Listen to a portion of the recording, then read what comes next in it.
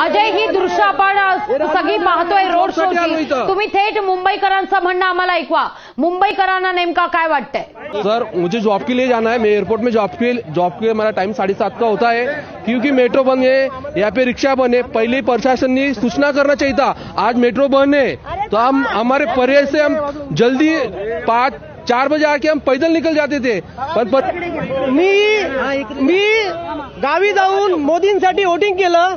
कशाला? आपल्या अच्छे दिन आने वाले आहे. आज मला ते वोटिंग समजलं चुकीच्या माणसाला केलं. कारण आज आपल्याला त्रास होतोय.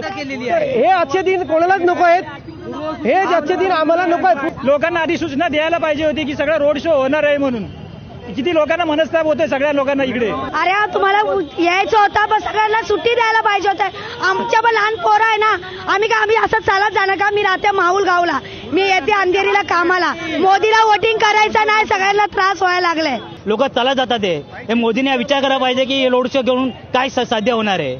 हे चुकीचं आहे. तर मोदीने आम्हाला आमची पब्लिकची हालत केलेली आहे. ना मेट्रोला त्या लोकांनी इंटिमेट केलं की सकाळी मेट्रोवाल्यांनी पण केलं नाही की 6 वाजता बंद होणार आहे. आणि हे पुरा रोड पॅक करायला मेट्रोशी त्यांचा काय संबंध होता? मेट्रो ट्रेन त्यांना हे करायची काय गरज होती?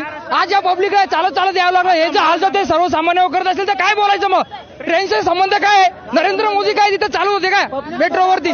पब्लिकचे हाल केले त्यांनी. माझं एकच म्हणणं आहे, मोदीजींनी मुंबईमध्ये येऊन सगळ्या लोकांना त्रास दिला इकडच्या. मला सांगा, मोदी आज का आला? त्यांनी संडेला यावं ना.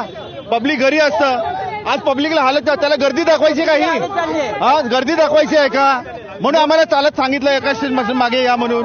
ही is coming only for vote and we are suffering. एवढे दिवस प्रचार होता तेव्हा का नाही आला प्रचार? आज एका माणसामुळे एवढा त्रास झालेला आहे. मुख्यमंत्री साहेब झोपलेत का? त्यांना समजत केवढी माणसं त्रास देतात त्यांना. तो हा त्रास नाही एका सामान्य माणसाला. तुमच्या स्वार्थासाठी तुम्ही माणसाला का वेठी धरताय? पोलीसवाल्यांनी पण आम्हाला सांगितलं तो ब्रिज नाहीच आम्ही ओपन करणार. मग आम्ही जाणार कसं?